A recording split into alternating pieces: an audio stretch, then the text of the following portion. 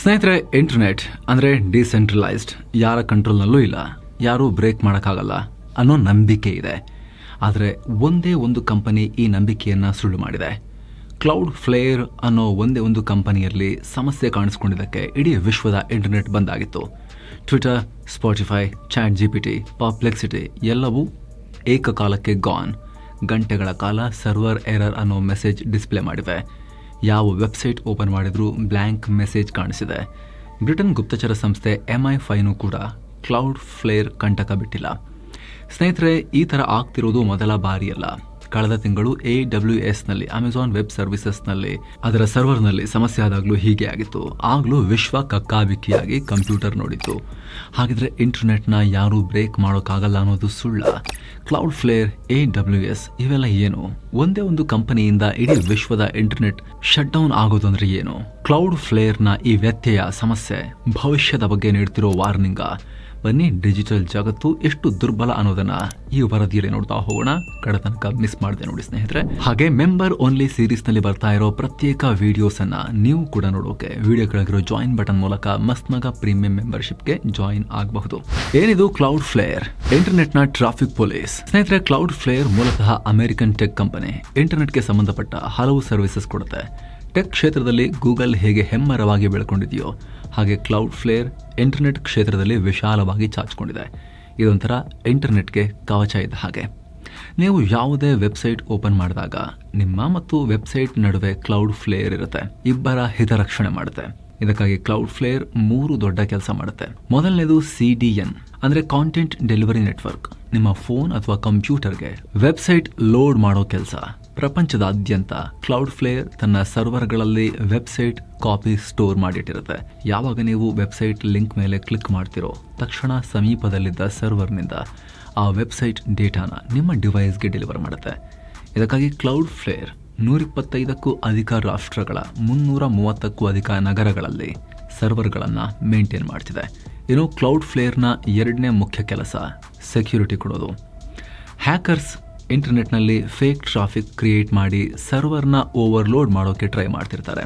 ಇದನ್ನು DDoS ದಾಳಿ ಅಂತ ಕರೀತಾರೆ.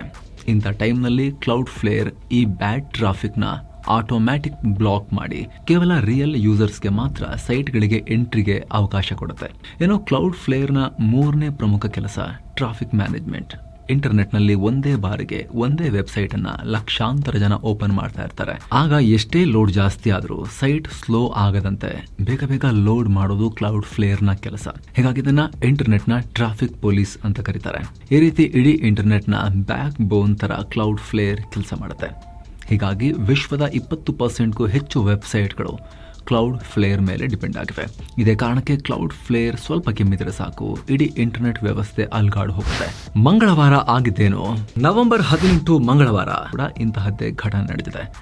ಸಂಜೆ 5:10ಕ್ಕೆ ಇದ್ದಕ್ಕಿದ್ದಂತೆ ಬಹುತೇಕ ವೆಬ್ಸೈಟ್ಗಳು 500 ಅಥವಾ 502 ಎರರ್ನ ತೋರಿಸೋಕೆ ಶುರು ಮಾಡಿವೆ. ಅಂದರೆ ವೆಬ್ಸೈಟ್ನ ಸರ್ವರ್ನಲ್ಲೇ ದೋಷ ಇದೆ ಅಂತ ತೋರಿಸಿವೆ. ಯಾವುದೇ ಸೈಟ್ ಓಪನ್ ಮಾಡಿದ್ರೂ ಬ್ಲ್ಯಾಂಕ್ ಸ್ಕ್ರೀನ್. ಕೆಲವೊಂದು ವೆಬ್ಸೈಟ್ಗಳಂತೂ ಓಪನ್ನೇ ಆಗಿಲ್ಲ. ಟಿಕ್ಟಾಕ್, ಟ್ವಿಟರ್, ಸ್ಪಾಟಿಫೈ, ಕ್ಯಾನ್ವಾದಂಥ ಪ್ರಮುಖ ಪ್ಲಾಟ್ಫಾರ್ಮ್ಗಳು ಏಕಕಾಲದಲ್ಲಿ ಕೈಕೊಟ್ಟಿವೆ. ಸದ್ಯ AI ಮೂಲಕ ಇಡೀ ವಿಶ್ವದಲ್ಲಿ ಕ್ರಾಂತಿ ಮಾಡ್ತಿರೋ ಚಾಟ್ ಬಾಟ್ಗಳು ChatGPT, Perplexity, Claude, Anthropic ಇವು ಕೂಡ ಬಂದಾದ್ವು. ಖುದ್ದು ಕ್ಲೌಡ್ ಫೇರ್ನ ವೆಬ್ಸೈಟ್ ಶಟ್ ಡೌನ್ ಆಗಿತ್ತು. ಎಲ್ಲ ಬಿಡಿ, ಬ್ರಿಟನ್ನ ಗುಪ್ತಚರ ಸಂಸ್ಥೆ ಫೇಮಸ್ MI5 ಕೂಡ ಕ್ಲೌಡ್ ಫ್ಲೇರ್ನ ಬಳಸ್ತಾ ಇತ್ತು. ಅವರ ವೆಬ್ಸೈಟ್ ಕೂಡ ಆಪರೇಟ್ ಆಗ್ತಾ ಇರಲಿಲ್ಲ. ಸುಮಾರು 40ರಿಂದ 45 ನಿಮಿಷ ಈ ರೀತಿ ಸಮಸ್ಯೆ ಕಾಣಿಸ್ಕೊಂಡಿದೆ.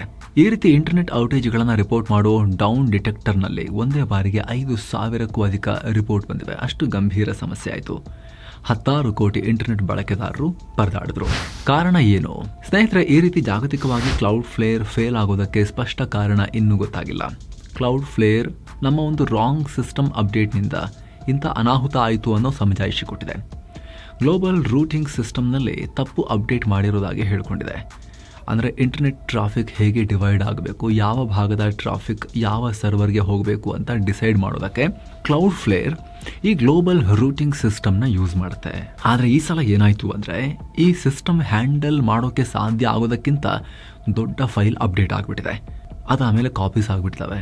ಇದರಿಂದ ಸಿಸ್ಟಮ್ ಬ್ರೇಕ್ ಡೌನ್ ಆಗಿದೆ, ತಡ್ಕೊಳ್ಲಿಕ್ಕಾಗದೆ. ಇಂಟರ್ನೆಟ್ ಟ್ರಾಫಿಕ್ ಹೇಗೆ ಸ್ಪ್ರೆಡ್ ಆಗಬೇಕು ಅನ್ನೋ ಸರಿಯಾದ ಡೈರೆಕ್ಷನ್ನೇ ಸಿಕ್ಕಿಲ್ಲ. ದಿಕ್ಕಾಪಾಲಾಗಿ ಡೇಟಾ ಹರಿದಾಡಿದೆ. ಹೀಗಾಗಿ ಓವರ್ ಟ್ರಾಫಿಕ್ ಆಗಿ ಜಗತ್ತಿನಾದ್ಯಂತ ಅಧ್ವಾನ ಆಗಿದೆ ಅಂತ ಕ್ಲೌಡ್ ಫ್ಲೇರ್ ಹೇಳ್ಕೊಂಡಿದೆ.